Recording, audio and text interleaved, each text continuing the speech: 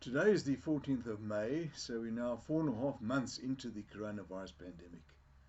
Many countries around the world are now starting to ease up on the lockdown restrictions, and with it comes the planning for the phased reopening of schools. Now, this has been greeted by some parents with concern, worry, trepidation. There are in fact some parents who have said that they will not allow their children to go back to school when the schools reopen.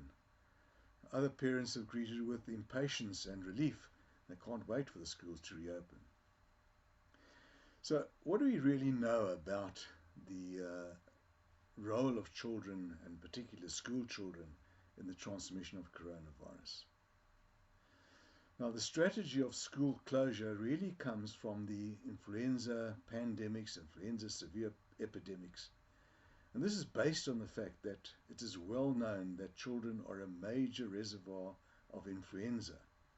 And in fact, in some countries, like in the United States, the vaccination strategies have targeted school children for this very reason. Coronavirus, however, is quite different.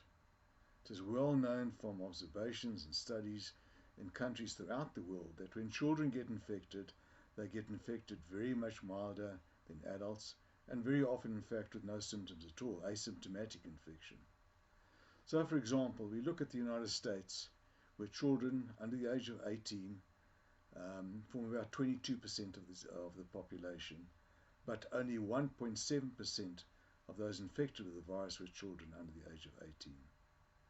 Similarly, in China, 1.3% of those infected with the virus were children.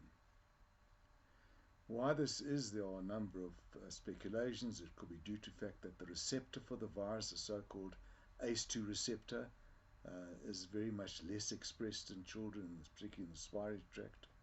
Maybe due to the relative immaturity of the immune system. We know that the severe complications in coronavirus disease, such as the cytokine storm, are mediated by the immune system.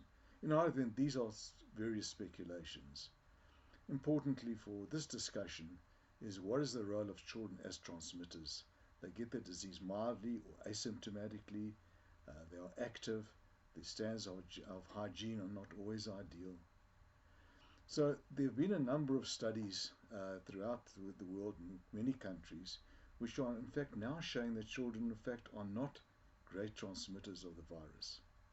So for example, in Taiwan, where in fact they did not institute school closure, and showed that in fact in the classroom environment there was very minimal transmission of the virus. The so-called reproductive number was less than 1.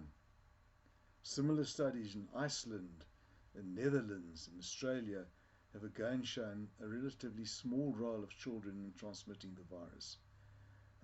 In Australia, New South Wales did an observational study from March to mid-April, a period of 6 weeks, where they looked at, there were 9 adults and 9 children who were infected, and they exposed some 735 children and 128 adults, that's children and staff, to the virus.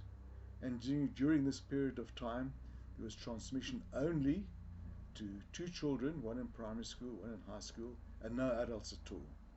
So clearly there is minimal transmission in the classroom environment. So this is some degree of reassurance. It may well be due to the fact because children get a mild disease, the amount of virus in their droplets is very, very low. In either event, even though this is some reassurance, it is really critically important that the coronavirus prevention measures, the hand hygiene, the social distancing, the wearing of masks, the cough and sneeze etiquette must still be rigorously maintained even when the schools do reopen.